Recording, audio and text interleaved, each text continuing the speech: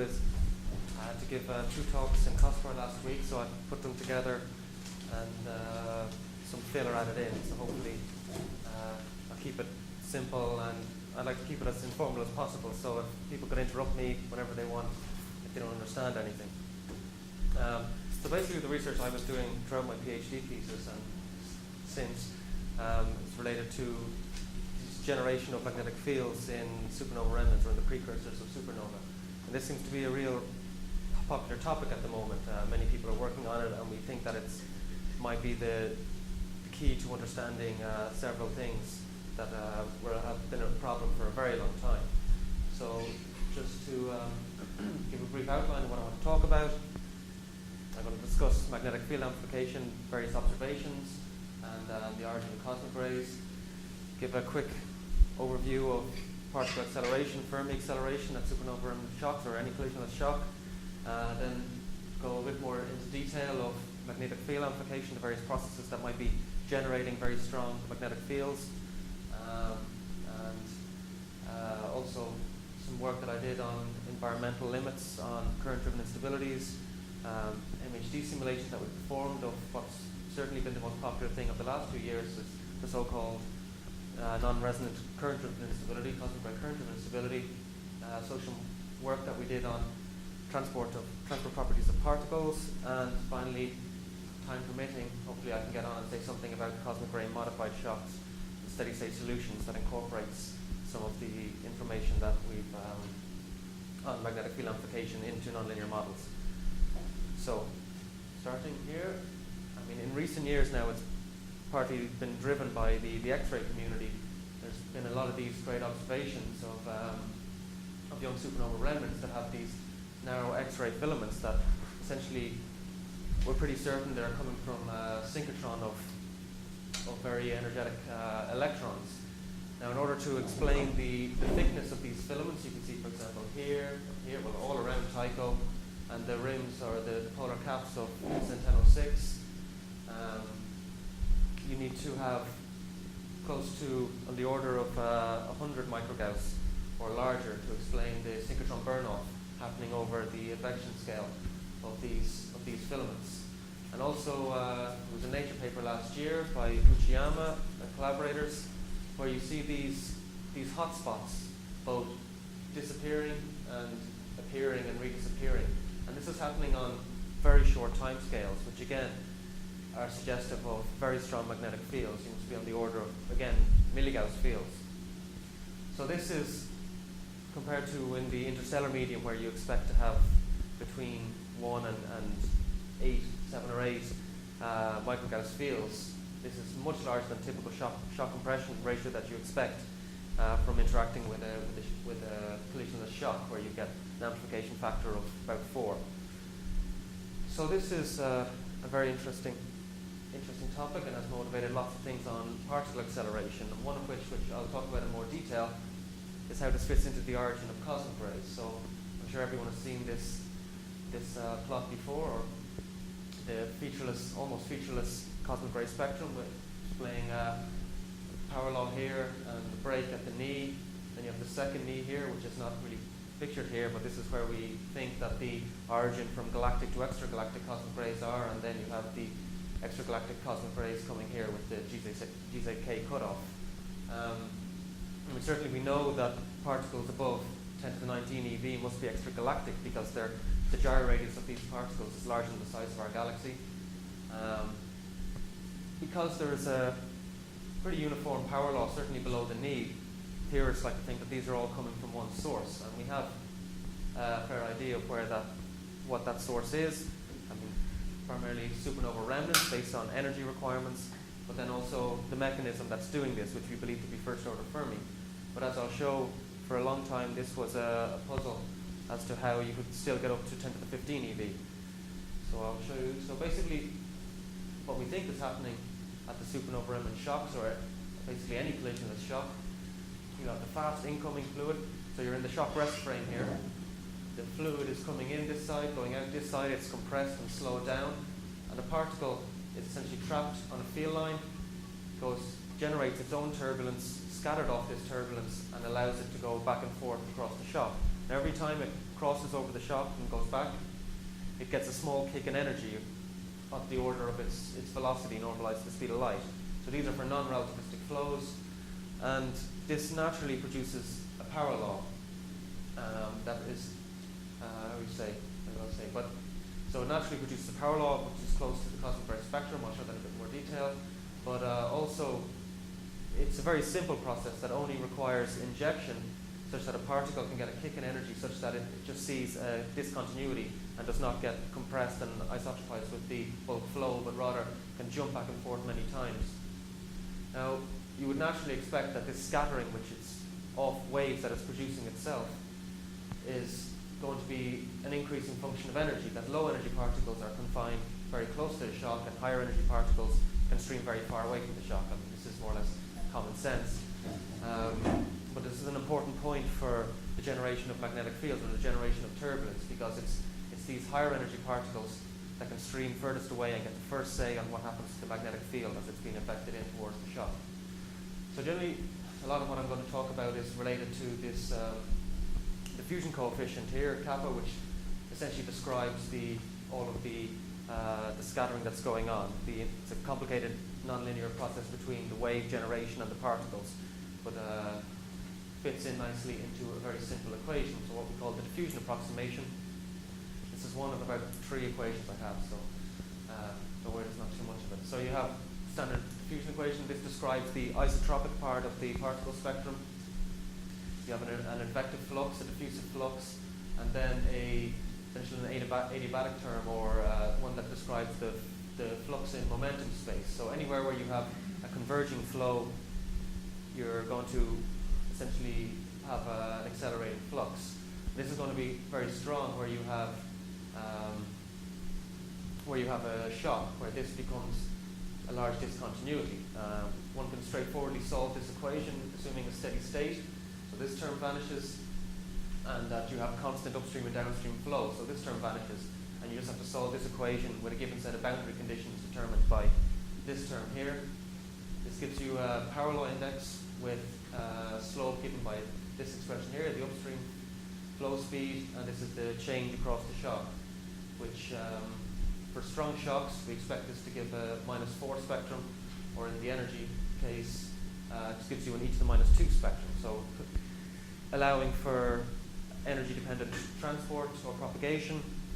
This is consistent with the galactic cosmic ray spectrum, and this is why the Fermi process is so popular with theorists and also with most people as the source of cosmic rays, galactic cosmic rays. But one nice thing that in this case also, that the shape of your power law spectrum is completely independent of scattering.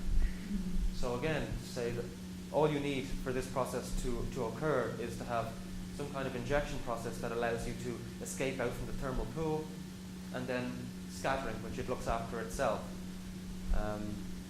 Again, the pressure in the cosmic rays is regulated by injection, and it was noticed very earlier on that if you get efficient cosmic ray acceleration, which we think there must be, because in order to explain the cosmic ray spectrum, then the energetic component should modify the flow of the shock, and you have to do nonlinear studies. Hopefully I'll have time to talk a bit about that at the end of the last thing I'm talking about. You say it's independent of kappa, you mean the amplitude or the shape of kappa? It's completely independent of kappa. In the previous equation, didn't you say you were only keeping the two terms, whatever the terms involving kappa?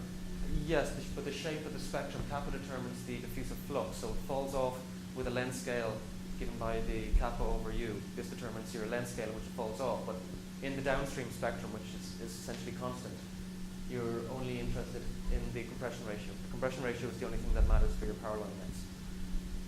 And can you show that which two terms you're keeping? Well, no, you just solve this equation here. This term equals 0, and The right hand side equals 0. left hand side equals 0. Okay. And then you have a boundary condition as well, which If I said kappa equals 0, for example, so then you've no diffusion. Then everything just affects away from the shock. then it's not, so it shows it's not independent of kappa. But the shape of the spectrum is. The full solution is not, but the shape of the spectrum is. So I can put in any power law for kappa. Yep, you can put it in anything you want for kappa, and you'll get this -4 spectrum. As long as there exists a downstream region where you can do the Yes. steady state switch. Yes. But I mean, if you are, how do we say, I mean, as long as you have a shock and that you have this change of reference frames. But again, you have to be assuming that there is, this equation only works. I mean, you derive this from the Vlasov equation, and part of the assumption is that you have efficient frequent scattering. So if this term becomes, well, 0 means that you're completely confined, you have 0 diffusion length. But if kappa becomes incredibly large, essentially becomes infinite, then you have the equation is no longer valid. You have to assume that you're isotropizing, because f is the isotropic part of your distribution function. So this is only describing the isotropic part, which again is a diffusive approximation. But the shape of the spectrum at the shock is independent of the diffusion. If you want to talk about it later, maybe, rather than getting bogged down in it now. But anyway, what is determined from the diffusion coefficient is the acceleration timescale, which is given by, to order of magnitude, the distribution or the diffusion coefficient in the upstream region divided by the shock speed squared. So you want this to be a very small number, so you want kappa to be small, and you want the shock speed to be high. So this is why we expect that it's young supernova remnants that are the accelerators, and then when it gets into the set-up-Taylor phase, you're just putting in the power. Because the shock is reduced, acceleration timescale, the shock speed is reduced, acceleration timescale increases, and you're not going to increase the maximum energy of your particles. So what's usually taken in the quasi-linear theory for the diffusion coefficient is called the Bohm limit, which corresponds to the mean free path being equal to the gyro radius. So you're given this form, and as the turbulence in your field becomes of order 1, the diffusion becomes isotropic. So diffusion parallel and perpendicular to your zeroth order field reduced to this limit. So using this approximation in here, or using the Bohm limit in there, setting the acceleration timescale to the age of the remnant, assuming something of the order of 300 years for the free expansion phase, one can determine a maximum energy that's available. This is the famous Lagarde-Cesarski limit. And as you can see, using typical parameters here, you're only getting up to 10 to the 13 eV, so you're falling well short of even the knee of the spectrum.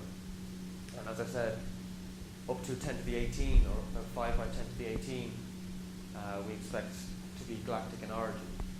So, but an important thing to notice that all of these quantities, the magnetic field and the distribution, is measured in the upstream. So these observations of amplification of the magnetic field in the downstream has no effect on the maximum energy for quasi-parallel shocks. Okay, so just to explain a bit more about, so here this is from Cass et al. They've used D where I use kappa, but that's not really important. So what's happening here, you can see again, eta is a measure of the level of turbulence. So the particles, this is with time in units of Larmor period, and this is essentially the variance that its distance is travelled in unit time. And as you get to disordered field, you get isotropic. Typically for low turbulence, you get that the parallel diffusion coefficient is much larger than the perpendicular diffusion coefficient. And you can plot here the actual asymptotic values of these give you the diffusion coefficient that we would use in the equation. And here it's plotted as a function of rigidity, which is essentially the ratio of the gyro radius to the largest wavelength in the system. And a flat line here corresponds to Bohm diffusion. So doing Monte Carlo simulations, you see that Bohm limit is only really valid in a narrow range. Below and above this, you get a different dependence. So it's a lot of people who are doing models of particle acceleration using the Bohm limit is not really fully justified, especially if you start generating strong nonlinear fields where it's highly turbulent. To just use the Bohm limit in the RMS field is not exactly appropriate, but it seems to be widely done. But this should always be kept in mind. Just to say, Jan is here, but she's done some nice analytical work in these things in particle diffusion and interaction with waves. And there's been lots of numerical work done on this, but all of the numerical work that's been done previously has always assumed a shape of the magnetic field structure, of what your turbulence is, like Kolmogorov or Kraken spectrum, and investigate in future. Recently, there's been a lot of excitement with Anatoly Spitkovsky has shown for the first time from first principles using particle and cell simulations the actual process of Fermi acceleration going on. Turns out that this is a lot easier thing to do in particle and cell for relativistic shocks than non-relativistic shocks. But certainly this is very exciting. He's able to get this power law, essentially with a minus 2.3, and the cutoff here is essentially just how long you can run your simulation for, which is an incredibly difficult task because you need to keep, as you get to higher energies, you need a larger simulation box, and this is incredibly difficult with huge computational demands. But you can see here that it cannot be fit with two Maxwellians. You miss this lump here in the middle, and it's fitted quite well with the theoretical spectral power law index. And you can see here these lines, these are just tracking particles. So here's the position of the shock essentially tracked, and you can see what's happening as it's crossing back and forth the shock each time. It's getting a kick in energy each time it does the crossing. So this is, I mean, we're seeing the first order Fermi process now from in action. So this is a very nice development. So now to talk about the role of magnetic field amplification, looking in more details at the theory of where this strong magnetic fields might be coming from. So George Giacalone and Randy Jacobi had last year a very nice paper which was saying that you do not need any energetic particles to generate this magnetic field, a strong magnetic field in the downstream. Essentially all you need is density fluctuations in the upstream. As these cross over the shock, they generate ripples along the shock surface, causes vortices, and that these essentially just wind up the frozen in magnetic field.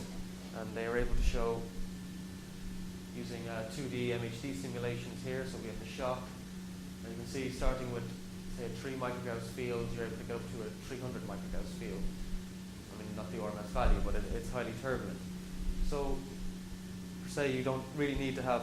A lot of people have argued that these observations of high magnetic field are clear evidence that you are having efficient cosmic ray acceleration. This isn't necessarily true.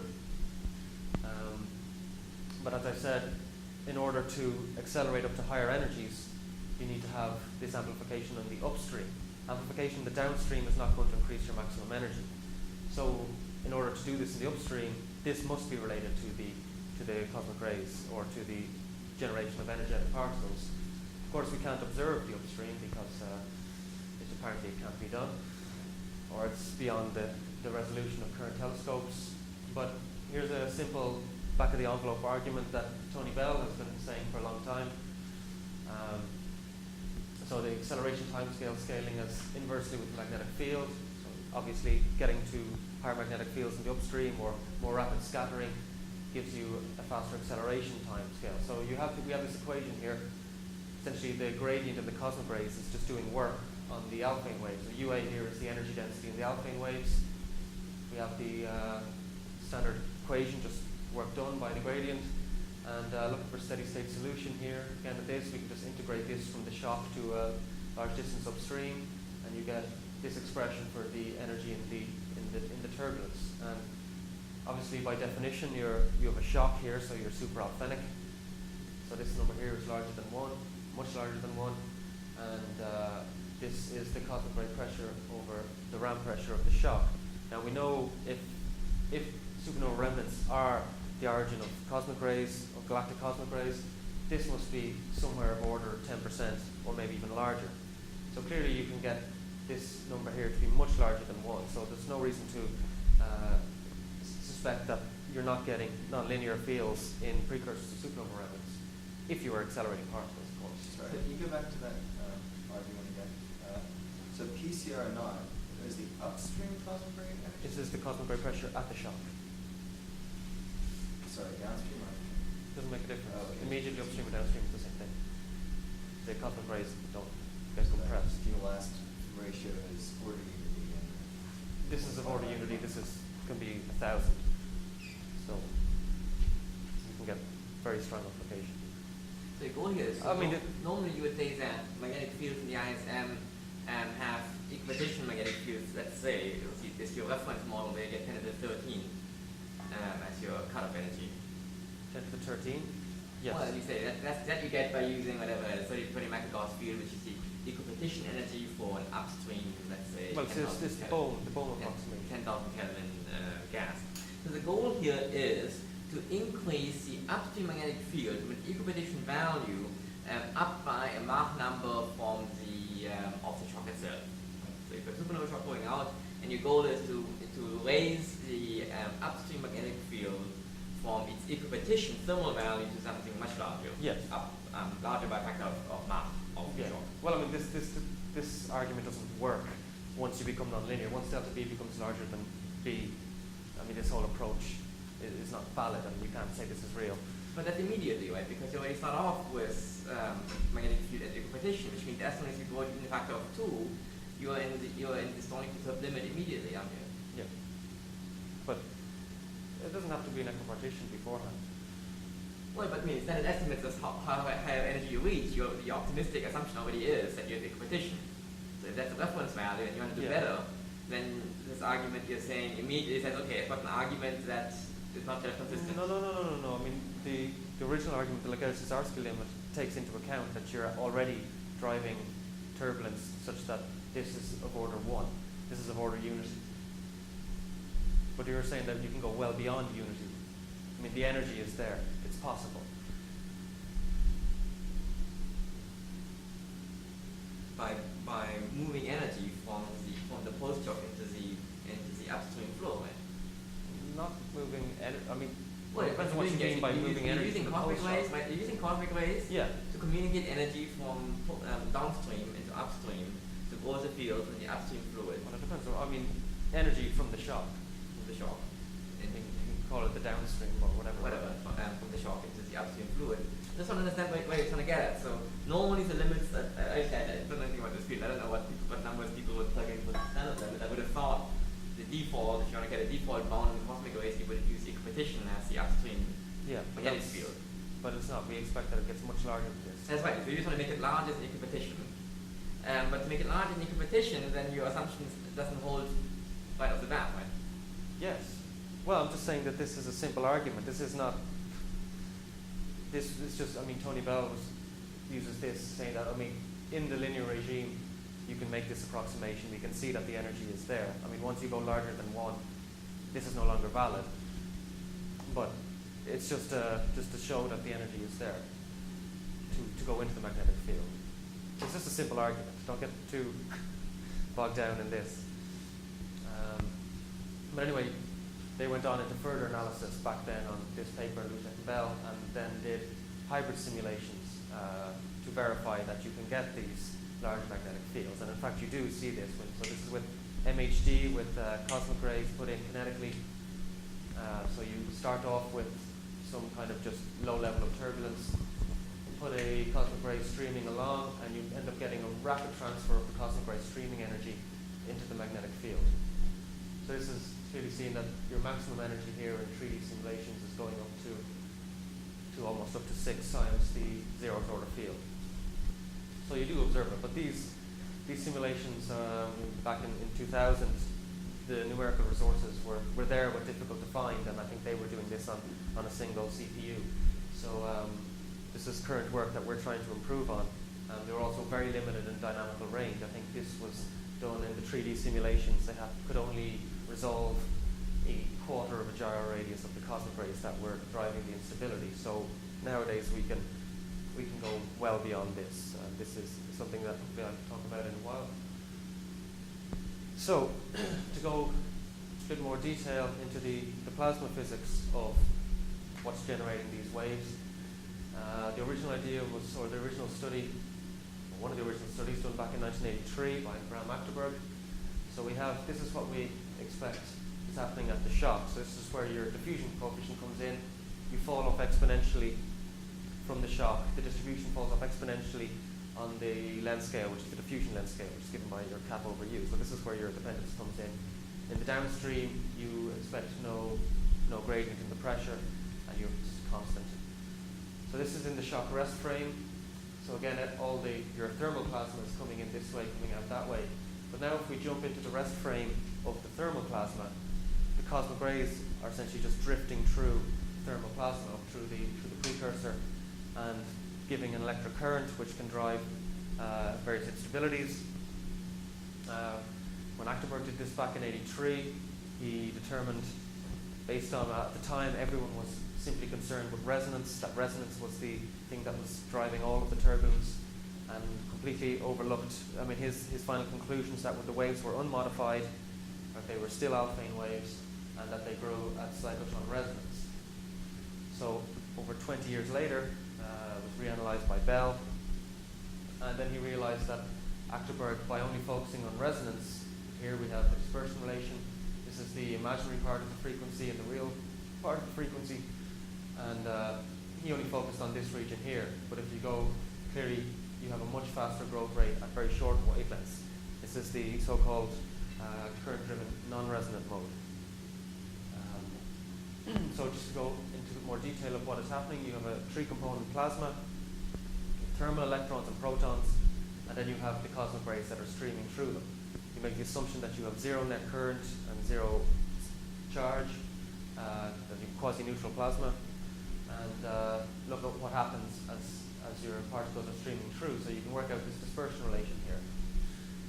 So essentially all you have here is the frequency, and you have the alphanic term. So in the absence of cosmic rays, you just would have alphane waves.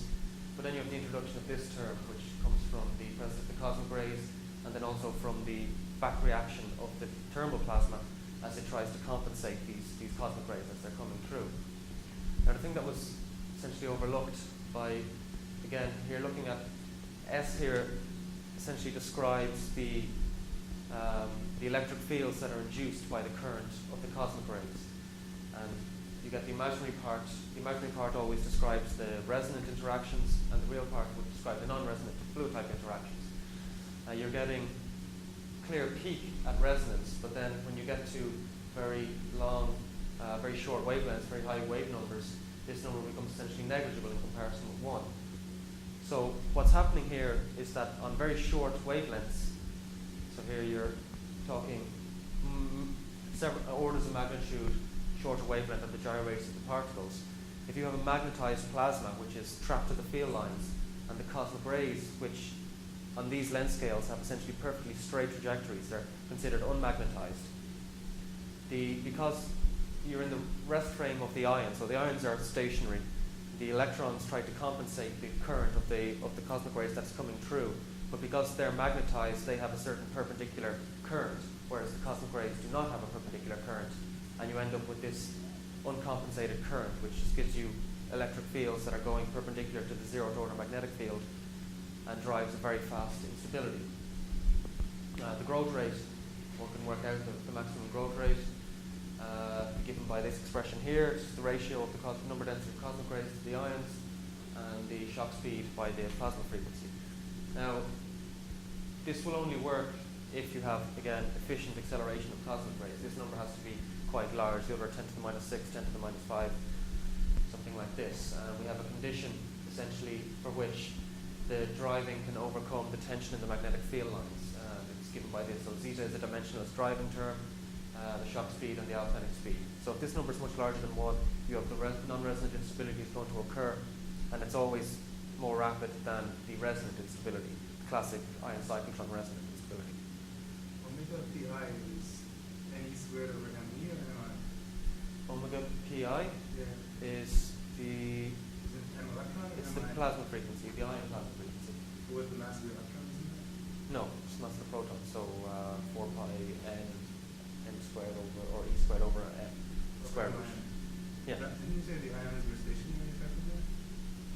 So why is the mass of the ions? No, you're in the rest frame of them, but then because this is a growth rate, so you imagine this is how it's an aperiodic wave essentially. The wave doesn't move and it doesn't oscillate, but it has a purely growing term. So it's still growing. I mean, this is just a number. I mean, So what is the typical length scale on which this operates? Is it the gyro scale of the electrons? No, it's basically everything in between. So you essentially have, this is resonance here, and you're happening over several orders of magnitude.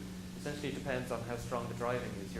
Your dynamical range, I mean, all the plasma cares about is that there's a current going through it.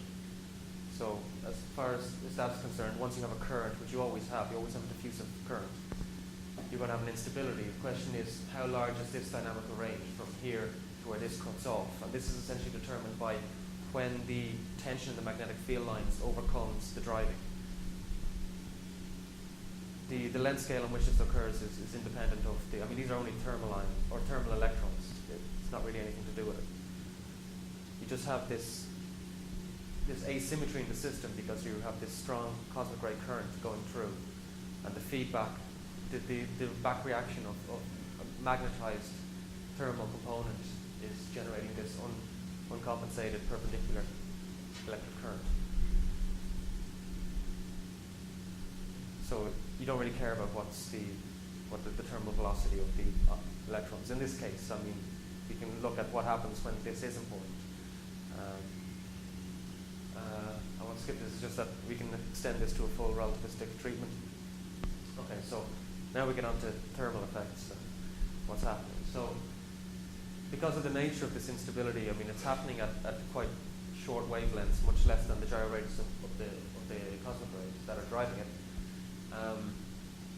And the fact that it's being driven by this asymmetry in the system, that the cosmic rays cannot, you have this uncompensated component of the current, I mean, the electrons, that if you have a temperature, so theta here is dimensionless temperature, it's essentially the thermal velocity over the speed of light squared, exactly this. So if the thermal velocity is much larger than the alphane velocity, the ions may quite readily compensate this asymmetry, this uncompensated electron current. If this is the case, you might be able to kill the instability. Certainly for the relativistic case you can, where you can get very high temperatures. But in this case, in this limit where the dimensionless temperature is much larger than the alphane speed divided by the speed of light squared, you can put a limit on the maximum growth rate. You also have a critical time scale that this instability can operate on, because you're working in the ion rest frame in the upstream. So this is advecting towards the shock at essentially the shock speed. So you have to have that essentially the diffusion length divided by the shock speed squared gives you the critical time scale on which this can operate. It's essentially at a given point upstream how long it takes for the shock to overtake where this instability is occurring. So that we can put this constraint and see what effect this has on the temperature. And again, we expect this number here is going to be quite small, but this number here is going to be quite enormous and has a strong dependence. I mean, when you talk about the minimum energy, the minimum momentum of particles that are driving this is driven by the particles that are happening very far from the shock. Lower energy particles are confined quite close to the shock, so this number here, P min, could be corresponding to a gamma factor of 10 to the 6, 10 to the 7, even more. Divided by the shock speed, this is non-relativistic, so this is going to be quite a huge number. And for typical parameters in supernova remnants, certainly in a galaxy like ours, this is far too hot. You would never expect to get up to these temperatures. So thermal effects are probably not important for this instability. If it's occurring, thermal damping is not going to be very important. But other effects that could be important, we've investigated, were case of ion neutral damping. So generally, the fact that we can take Balmer diagnostics of several supernova remnants means there must be a certain fraction, about 10% of neutral particles there that are not completely ionized by the UV flash. So collisions between the neutral particles and the ions, they can damp the waves by three possible ways. Well, it's not always damping. So if the frequency of your wave, or the modulus of the frequency, is much larger than either of the collision frequencies, essentially your particles are either oscillating so fast, the charged particles, your ions, are oscillating so fast that the neutrals just can't keep up and they don't really care about each other. If you can go into the other regime where the collision frequency is so fast that the frequency is going so slow and they're completely tied together, so they essentially just operate as a single fluid, and their growth rate or their frequency is then given by an effective increased mass, because they have the extra inertia of the neutral particles.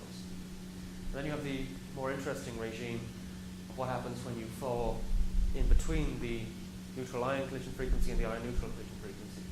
Essentially, they're semi-tied, and there's a certain amount of friction in between them, and as one tries to drag the other along, you can damp the wave in time, and you can get this expression here for this growth rate. There was another paper by two Russians that were doing something similar, and they only considered a single fluid approach to this rather than doing a multi-fluid approach, and they ended up with this result, which they've been bragging about for some time, and clearly as this result seems to imply that as your neutral collisions go to zero, your growth rate becomes infinite, and this just makes completely no sense. So the fact was that they were falling outside the regime of validity. I mean, this only works in a narrow range. You only grow the parallel waves. Yes. Or, You can generalize in the MHD limit to any orientation, but so the parallel waves actually grows the fastest. it always goes the fastest. I mean, it has to, because the whole basis of it is that you have this the electrons back reacting, and they have oscillating perpendicular to the magnetic field. So you're generating perpendicular current. So it's going to be strongest for what modes that are parallel to the zero-dollar field. You get for all modes that are not perpendicular to the zero-dollar magnetic field are unstable. If you're perpendicular, you don't see this current. I don't need particular, but how about optic? Yeah, this is what I mean. Oblique waves. I mean, as long as you're not completely So perpendicular. there are oblique components, right? Yes, but the fastest one is always going to be the parallel. But in the thermal damping, you include the lambda damping, I mean the magnetic analog of the lambda damping. No. Well, that's play a role, especially if you have a optical component. Yeah, by pumping. Sorry. Just wanted to say, to put this, we can look at how this actual instability fits into different environments. So in SN1006, we have typical parameters here, and there's no reason to suspect. Certainly, you can grow into the nonlinear regime if this is driving it. I mean, it could be these vortices being generated as shocks can explain all of these downstream magnetic fields. But you can also, if you're generating a strong magnetic field in the upstream, it gets compressed, and it could also be that the amplified magnetic fields in the downstream are occurring from these types of instabilities as well. In SN1006, it's certainly possible we can go into the nonlinear regime, and then you need to go to numerical simulations. The case of Oryx J1713, which is supposedly interacting with a molecular cloud, we can copy what Malkov did in the past and put in typical parameters what we see. So you have a very, very low density, a large number of neutral particles. So the number of ions is only 1% in the clumpy parts, and this completely kills the instability. Now, this is an important fact for people in gamma ray observations, because the best targets for observing gamma rays is when you have a region, from hadronic interactions, is when you have a shock that's producing a lot of cosmic rays and interacts with a very dense medium. And now, this becomes a problem if once you start interacting with the very dense medium, all your modes are damped and you completely switch off the acceleration process. So this has certain implications for people who are working with gamma ray astronomy. Still you could number that comes from equipartitioning of your upstream cosmic rays with magnetic field giving you milligauss, or where does that come from? Where does what come from? You say you can get up to milligauss in the first scenario. All right. Milligauss. Is that just setting the V squared Yeah. equal to your energy in cosmic rays? No, based on an typical assumption of how many the energy density in the cosmic rays. Yes, about I'd say V that- squared equal to gamma and cosmic ray. Yes. V squared. Well, P over rho U squared being of order 10%, 10 to 50%, or the number density of the cosmic rays, right, 10 to the minus 5. This is only a qualitative check. All you can check is that you can get into the nonlinear regime, and then maybe it looks after itself. But certainly, if you can't even get into the nonlinear regime with these parameters, then the whole process is finished. And you can just say that you can eliminate that this cannot be causing it. You're saying you get like fluctuations in millivolts on these tiny length scales, like much smaller than gyro scale? Yes. Aren't the I mean, waves it's- in a cascade or? But not if it's been constantly driven. This is the thing, that you're constantly driving these modes, and certainly from the numerical simulations it doesn't look like you are getting cascades, but actually you're getting inverse cascades. You're moving to longer length scales. You can have, I mean, it's a very complicated thing here when you're introducing these highly energetic external currents. It's not just like normal Kolmogorov or Kraken cascades. But aren't you talking about you're sort of driving them at small scales ahead of the shock, and then they cascade to larger scale, or inversely cascade to larger Yes. scales, and dissipate behind the shock? Eventually, I mean, we certainly would expect them to dissipate behind the shock. But they're also, I mean, if you're injecting then in whatever's injected in the downstream, this is a highly turbulent region, you're going to have shear and compression, so you're going to get regions of very intense magnetic field. I think saying milligauss fields is, But most of these are located. There's no integral reason for these fields to persist in the downstream region forever. Yes. They could go away if it's energetically favorable, which it usually is. But negligible downstream. Well, they won't. They're a small fraction of the downstream energy is what you generate to start with, so it's irrelevant whether you can do them or not downstream. I mean, energetically at least.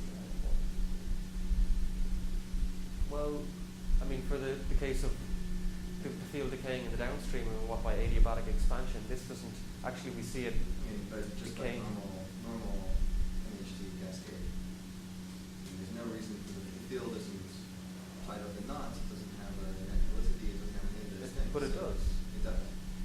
If there's density perturbations in the upstream, you're just, I mean, if there's any corrugation in the shock front itself, you're creating vorticity very easily. I guess the question is how is there a good reason for this field to be creating the upstream region to be persistent in the downstream region? My opinion would be that actually, I mean, this is just generating turbulence, very strong nonlinear turbulence, but in the downstream I think would be more connected with the shock itself. I mean, just generating this vorticity at the shock, that you don't need to have these particles. But it's clear that if cosmic rays are coming from supernova remnants, we do need to have this happening in the upstream. For both, certainly to get up. What do you mean to get up to 10 to 15? Yeah. Like, okay, not for 10 to 12 or something. No. I think that's not so difficult. You said that the driving is faster than the nonlinear cascade. Are you speculating, or is there some maybe calculated? Speculating. I mean, we've done particle and cell simulations, MHD simulations. Will you see growth up in all of those on these tiny scales? Sorry? On these tiny scales? Yeah. Okay. I mean, we can reproduce the linear growth rates. I mean, starting from nothing, you just start with. I don't have any slides here, so I just say, I mean, with PIC simulations, you just start with an energetic component, a thermal component. It's very difficult to do because it's an MHD type instability. So to do it with a PICS code is kind of an incredible task, but it seems that people don't believe things unless they see it being done with PIC codes. So it's been done, and you do observe this, and you don't see any. I mean, you certainly just see growth, continued growth. The saturation mechanism is still a difficult issue because what's happened. I mean, when you do these PIC simulations, you essentially start with an alphane speed, which is at 10% the speed of light. So you're kind of limited in how fast then you can, if you amplify the magnetic field by a factor of 10, then you're already, I mean, your alphane speed is at the speed of light, and there's nothing else you can really do. You can't amplify it any more than this. So I think if you use typical supernova remnant parameters,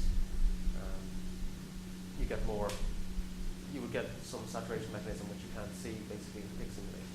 I'll get on to the MHD simulations that we did now anyway. So in the MHD limit, essentially because on length scales where you're shortening the gyro radius of the cosmic rays, your perpendicular component of the cosmic ray current is negligible. So you can just assume a constant uniform cosmic ray current that's parallel to your zeroth order magnetic field. You can tie these currents to your MHD equations through Ampere's law. So usually in the MHD equations, all you're concerned with is the J cross B force given by this term here, but now we have an external current, so this you have an additional source term in your MHD equations. So various people have done done numerical simulations of this, and essentially this is what's happening. So we start off with the magnetic field along the z-axis here, we say. Cosmic rays are being driven along it. You start to get what are initially straight lines, little wiggles, and eventually to get completely wound up. And there's more energy in the perpendicular component of your power spectrum than in your parallel component. So this is what we're going to get onto in a while, seeing what is the behavior of test particles as they're diffusing in a magnetic field of this type. So the nonlinear behavior of this instability, because you have this strong current that's going in through here, these are circularly polarized modes, but you also have various oblique modes. So they start going across these directions and essentially start generating these cavities which have filaments around them in which the magnetic field is very intense. The expansion of these cavities is hindered by neighboring cavities as they expand into each other. Eventually they can't go any further, start repelling each other. You can see here these lines here. This is actually the point at which, because there's a preferred polarization that grows. It's basically modes that are polarized in the opposite sense to the gyrating cosmic rays. All of the magnetic field in all of these holes essentially going around in the same direction. So you have this, what would be, if you had non-ideal MHD, you would have reconnection sites here. You get some interesting things. But so the thing is that because in the MHD limit, this is quite a tricky thing, that because you have a constant external cosmic ray current, as you're constantly driving this, you have a periodic 3D box that's essentially just a giant pressure cooker. You're heating and heating and heating. You start, shortly after this stage here, you start generating weak shocks. You start getting huge pressure gradients, and everything becomes kind of a mess, and I would argue that's somewhat unphysical. So I've never been convinced of what happened, but we decided that we thought it was more interesting to determine what test particles were doing in this. I mean, what everyone who's doing these analytic calculations of particle acceleration, they're just taking this amplified magnetic field and including Bohm limit. We want to see how justified was this Bohm limit, and so this is something that we have to determine numerically. It becomes incredibly difficult if you have this region which is full of shocks. I mean, such a highly turbulent region. So all we wanted to do was look at essentially what's happening if you have this nonlinear tangled up field and what the particles do. So just say that the MHD simulations certainly do agree exactly with the linear theory. You get this exponential growth. If you push it further, I mean, it grows exponentially, and it grows well beyond delta B over B equal to 1. It grows an order of magnitude beyond this, and then you start running into, or slightly above this, and then you start running into various numerical problems, and this is partly to do with limited resources and the fact that you're periodic and technical difficulties. Something that I was not always sure about was whether this filamentary structure is destroyed by, or that it is destroyed by continuous driving, but whether this is physical. There was several papers, Tony Bell in 2005, and recently Higgs simulations, which showed that the nonlinear feedback of the cosmic rays on the cosmic rays and of the cosmic rays is very important. So I think the nonlinear saturation is still unknown. Several people, including myself, are doing particle and cell simulations, and at the moment myself and Anatoly Spitkovsky are preparing a hybrid code that will essentially try to do both what Bell and Lucek did back in 2000, 2001, and include this instability as well with much larger numerical resources. So, again, we took this nonlinear tangled up magnetic field, and we wanted to investigate what's particles are doing in this field. So you take a snapshot just before you start generating these shocks and it gets incredibly hot, but it's still nonlinear. I think delta B over B was the order of kind of 5 or 6. You are limited in your dynamical range because you cannot choose particles that are shorter than the cell size. I mean, you want to resolve it over several cells, at least have at least 10 cells per gyro radius of particle, and you cannot go larger than the box size or you start to see unusual effects with periodicity on the length scale of your box. So this makes no sense really to do that. So the principal idea is that you have the highest energy particles streaming very far upstream of the shock, generating this strong nonlinear turbulence. As it's affected back in, it confines the lower energy particles, is what we're investigating.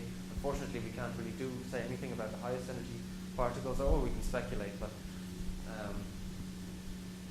anyway, we can see what's happening to these lower energy particles. So this is done by, you take a very large ensemble of particles, put them in with random initial positions and pitch angles or trajectories, and integrate them for several thousand longer periods and work out how they diffuse from their initial position. So here on the left we're plotting this quantity, and on the right this quantity here. So this is parallel with respect to the shock normal, or the initial zeroth order magnetic field. And this is again perpendicular. So you can see in the case of the parallel diffusion, you initially have a ballistic type behavior. This is very similar to the results from Cassadal, except what happens to the asymptotic values. So the asymptotic values of these, as these go on, flatten out once the delta, your change in your position squared in time becomes linear. This is when we say you're diffusive. So this again here with it's perpendicular. Initially, all the particles move away from their starting position, but then they get scattered, and you end up again with this diffusion coefficients when the line flattens out. That's all I wanted to say. Okay. Let's just say the time units here are in longer period of a gamma 10 to the 4 particle, and all the length units are in box units. So, here's what the asymptotic values look like. And again, it looks quite similar to what Cassadal got, except again they were using a linear field, and we're here using a strongly nonlinear field. So, again, parallel means your asymptotic diffusion coefficient parallel to the shock normal, or your initial zeroth order field, and perpendicular to this. So here in the red is parallel. So at low energies, your diffusion is essentially, because the field lines themselves are wound up and highly turbulent, that they become, if you track the streamline of a large number of the field lines, you see that the field lines themselves become diffusive. And this is essentially, so low energy particles that are with their gyro radius is much less than the correlation length of the field, are essentially just gyrating around a single field line, but then you have cross field diffusion, you have short angle scattering. So you get this weak gyro radius to the power of a half dependence at low energy. So these are all normalized to bone diffusion. So bone diffusion would again correspond to a flat line. Well, something here. You talk as if you had a bimodal separation of high energy and low energy particles, but in reality you've got a power law distribution of cosmic rays, which means you get it. What I would have thought is, if these effects exist, then you get a power law generation of these upstream magnetic fields, leading to, instead of a constant kappa, some strongly tapered power function, isn't it? You wouldn't get a power law. Because you have a dominant mode, most of the energy is going in at this particular wavelength. Actually, this corresponds to essentially the gyro radius of this particle is almost equivalent to the wavelength of the fastest growing mode. And a lot of the dynamics is going to be determined by that. Because which energy do you take? You put a power law distribution of cosmic rays. Yes. And you're talking about the energetic ones, but energetic is relative, right? So it depends. Whenever you pick your scale, you get a given k non-resonant, and that depends on the energy you're talking about. The different energy scales of cosmic rays will generate a magnetic field at a different scale. But your Yes. total B now becomes, some integral of all these guys, of all these source particles. So you get a power law distribution in length Yeah. of your field, which means your capital should now be, some power law function. Okay. in this Your approximation. power spectrum. Just B squared, let's say. The total intensity of B squared, as you go upstream from the shock front, would now be a function of the upstream cosmic wave that generated it. So that would be a power law as well. Which then, if you now say that these two back couple as you want to do, will result in, instead of a power law distribution, an exponential, right? Because now you say, well, my local rate of generation depends on how many cosmic waves I really have, so you get a saturated exponential advance of this capital. I don't agree with that. I mean, this is a highly nonlinear process at this stage, and low energy particles will see essentially these helicity, and it's going to be tracked along. I mean, it's as far as it's concerned, its zeroth order field is something completely different from what the zeroth order field that this guy sees is completely different from the zeroth order field that this guy sees, because they're operating on two very different length scales. So this is, I mean, what you expect when you have essentially very weak turbulence at length scales shorter than your gyro radius. You always expect gyro radius square type dependence. That's for the guys that are sourcing the field. That's, sorry, what? So I'm still not confused here. You've got two types of particles. You have the ones that, what you call energetic, the ones that run fast. These are all energetic. I mean, these are highly relativistic particles. Well, no, I understand they're all relativistic, but the two types, you're talking about two effects here, if I understand you right. You're talking about something very energetic, which runs far enough upstream to see your field, and you're using your non-resonant stability. So you're doing and these are your test particles, which are the lower energetic ones. Yes. So it is small. I mean, so when you say small and large, you've got you're at a high K relative to really energetic ones. And these guys are now at low energy compared to the guys who generated your field. So these guys here correspond to K or G equal to 1, essentially. That's right. What I'm saying is, well, but in fact, you've got your separation is not dichotomous. Okay, I'm not including resonance scattering in this as well. This is just of course. But at the end of the day, you start off with a picture that you have two types of particles, energetic and not energetic. But the full answer will be an integral of all these guys, right? So I mean, energetic is relative. So yes, but I mean, you would expect that the upstream particles are generating the turbulence that's confining the downstream. I mean, if the non-resonant mode is a faster growing mode in the resonant instability, it's going to be the dominant effect. Yes, well, of course.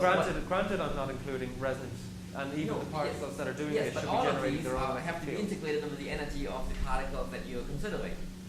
Like, I mean, from my assumption, we talk about there is a K. This K is relative this is to a your function of energy. I mean, I don't know why would I integrate this over energy. both the this of energy and the antimagnetic field that got sourced by the instabilities of all the populations. Right? But you don't have to integrate. This is done essentially from first principles. We've generated a magnetic field, and then we've put in particles which are just being updated by. We've generated a field with a length scale in mind, with a K in mind. Yes. And this K depended on the energy of the particle that generated it. Yes. Now, in reality, we've got a distribution of particles that generated these fields. Don't you? Yes. You've got a distribution of Ks. Yes, but then it's still going to give you some kind of. I mean, you're still going to be dominated by the fastest growing mode.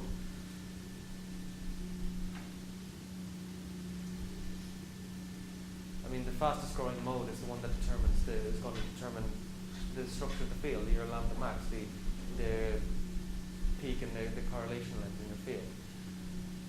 So there's a specific energy that corresponds to that fastest growing mode. Like a specific cosmic wave, let's say 10 to the 12 EV cosmic waves dominate the whole process. Is that, so do you have a number? Is it 10 to 12 or some other number? This was 10 to the 14 that was dominating. 10 to 14 dominates the process. That depends on your upstream magnetic field. This is what we assume is generating the upstream magnetic field. You say KRG is 1. Sorry? This is so. The one that dominates has KRG equal 1. This one here? Yeah. No, this is the K max. This is the fastest growing mode, which has been driven by a much higher energy particle. But this field that it's generating is being affected towards the shock. I mean, the shock rest frame, or the shock eventually overtakes it. maybe we can explain it later because it's already been an hour. So anyway, I think an important fact here is that we're getting well below. This is the Bowman limit in the preamplified magnetic field, and by generating delta B over B of the order of about 5 or 6, you are getting an order of magnitude below the Bowman diffusion coefficient. But it's not really Bowman diffusion because it doesn't scale with the gyro radius. Okay, so finally to get on to the last bit, to look at the feedback of cosmic rays on the actual shock structure itself, ignoring the magnetic field. I'm not exactly ignoring, but we're going to assume Bowman diffusion, which I've just shown doesn't really work. So we need 10 to 20% efficiency in order to maintain a steady cosmic ray spectrum. What's happening in the modified shock is that as the upstream is flowing in, the pressure gradient in the cosmic rays does work on this fluid, decelerates the incoming plasma, and can lead to a reduction of what we call the subshock. This is the subshock here, that the whole structure is the shock. So lower energy cosmic rays are just going to be scattered in this region here. They have a softer spectrum because they see a reduced compression ratio, and high energy particles see a much larger effective compression ratio, so they get a very hard spectrum. And this leads to a concave spectrum that's steeper. You have 4, and the compression in U is larger, but the compression density is still 4 at the end of the day from pre-shock to post-shock now, isn't it? No, it can be much larger. In the two fluid theory, it can be as large as 7, because now you're dominated by a relativistic gas. In reality, if you include particle escape, you can get huge compression factors. You can get, I'll show you later, but you can get up to 50 or 60. Depending on the Mach number of the shock, there's a limit that there's a maximum compression ratio that you can achieve for before completely smoothing out the entire structure. This whole thing in front is still small compared to the size of your whole object. This whole thing. This whole thing is still small compared to the size of well, the length of this is determined by the diffusion length of the largest energy cosmic. That's right, but that's at most the size of the supernova itself. Yes. Oh, of course. That's what I'm saying is this is still small compared to the whole macroscopic structure, in which case, what are you saying? You're saying in order to get a high effective, I would have thought you could just put in your Rankine-Hughes conditions, because at the end of the day, it doesn't matter how you actually did your shock simulation, unless you say all your post-shock energy is in relativistic degrees of freedom, then you can gamma of 1, you get infinite steepening. But I don't think that's what you're saying. Because the flow can be reduced so much that you're no longer a strong shock. And you're still given by the Rankine-Hughes conditions. But the Rankine-Hughes conditions only give you 4 if your Mach number is very large. And less below that. Yeah. Your Mach number can fall down to 1. You can actually, in the two fluid theory, you can completely kill the shock. In proper kinetic theory, you need an infinite amount of particles to do this. Or your injection essentially needs to be coming. No, in order for this to be a weak shock, you have to have the fraction of cosmic ray particles just in front of the shock be comparable to the total energy density post-shock for this to be relevant. Is that the limit you're talking about? That's unlikely, right? Yes, this is what happens. No, you're not going to say that the post-shock region is energy density dominated by cosmic rays, right? Yeah, that's correct. That is my thing. It's about right. That's what I mean. Is it really a fraction of energy in cosmic rays? Just post-shock. And you want to make a substantial fraction of them leak out in front of the shock to make the shock be a relativistic, a gamma 4/3 shock. That's okay. We observational to that. You do observe a weakening of the shock in barium Tycho and various other, you have arguments that it is modified, that the contact discontinuity has to move. Anyway, I'm well over time.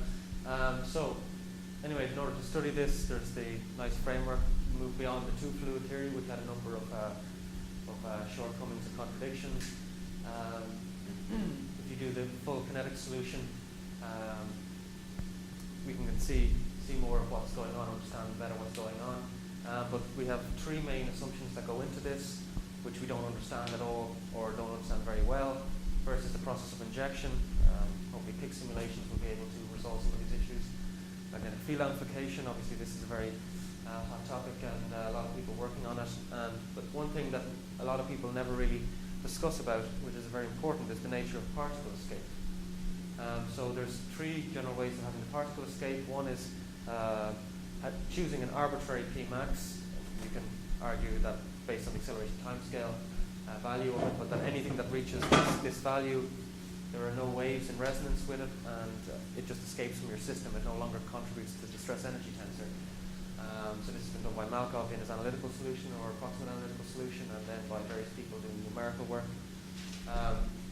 Another possibility is upstream particle escape, which I think I favour, which all particles in the precursor are being scattered, and then at some region the currents that are coming from your cosmic rays are not strong enough to excite enough significant amount of turbulence, and then these particles just freely escape from your system. And this has been done by used by several people, but never really motivated in any real way. Again, they just chose an arbitrary free escape boundary. And then the third option is just the geometry, that because you're usually in a spherically expanding shock, you have a three-dimensional space to expand into and lose through this way. Okay, I'll just skip over this. It's just saying how we implement it. So we have here's some results. So this is from numerical simulations. One is with the Pmax cutoff, and you see that you just get it hardening up to a point and then nothing. And again here, but then if you have this free escape boundary, all particles that reach this escape boundary just freely escape out and leave your system. So this allows us to actually map the shape of the cutoff. So this is the spectrum at the shock, and here you can see this is for a pre-compression ratio of 20. So this is the ratio of the distance at far upstream to that immediately upstream. And for a Mach 100 shock, a pre-compression ratio of 20 means that you have significant subshock reduction. So you get a much steeper than -4 spectrum. You can get down to -5 or harder, and then you start getting very hard. In the case of a Mach 500 shock, you can have a pre-compression ratio of 20, which probably corresponds to a total compression ratio of 80. And you have, because a Mach 500 shock with a pre-compression ratio of 20 is not really that reduced, the subshock is still moving at a very fast speed, so you still have this -4 spectrum here, but then you constantly hard. And just here to look to compare the two reasons why you lose something or why you gain something here.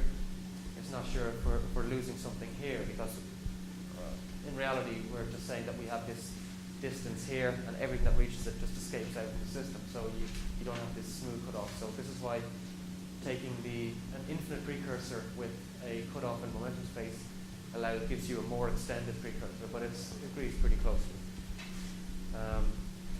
We can look at the bifurcation curves. This is coming from, agrees very well with previous work that people have done using the kinetic solution. So again, we hear Mach 10 shock, 50, 100, 500. You have the test particle regime, then you have the very efficient regime over here, and then in some cases when you get to very high shocks, you can end up getting multiple solutions. So imagine this is a measure of your injection, this is your pre-compression ratio, and for a given injection, you imagine that in some cases your curves can bifurcate. This is not fully understood. It's never seen in time-dependent solutions, but that's not so surprising. Let's get on. Just to say, both methods seem to agree at low energies, and for most things they agree quite well. So it's not really an issue if you want to do quick, simple calculations to just use the momentum cutoff, because this dashed line here took about 40 or 1 minute to make, and the solid line took 2 weeks. So people are doing simple models, I would still favor the other one. So this, again, what determines the maximum energy in our system using the free escape boundary. Essentially we're determining the peak of that of the spectrum that I showed earlier. So essentially we call this the maximum energy. I mean, there's going to be just too few of these because they're falling off exponentially to be of any significance. And again, that these are in principle, the shape of this spectrum is something that's in principle can be observed by Cherenkov telescope. So what determines your escape boundary is essentially where you get the transition from weak to strong turbulence. So we can investigate how strong is the current at your escaping current given by the diffusive flux at the shock. You can determine this numerically from the code, and put this in for the condition of the non-resonant instability to be occurring. And in all cases that we looked, we found that this was satisfying. So to go beyond that, you are still driving the turbulence, but the question is whether you're able to drive it up into a nonlinear regime that it will be saturated over the size of your system. So this corresponds to this condition here, and we can work out an expression for what the critical driving is. So the critical driving for different shock strengths is given, or Mach numbers given by these dashed lines, and although none of the lines are actually reaching it, they're getting quite close. So this is something that I only did in the last 2 weeks, so it needs to be fine-tuned. But there's a lot of give in this. I mean, because we've assumed quite a strong amplified magnetic field in the precursor, assuming both diffusion, and there's some room to play with this. Also, it's quite a nonlinear process, so this line can go down, but then can go back up, depending on how you change your energy, because you have to take into account the whole structure of the shock itself. And I think I've gone well over my time limit, so I'll just leave up there with the summary. Thank you. It's already late, so I suggest cut it here. If you have questions, we have discussions later. He'll be here for today and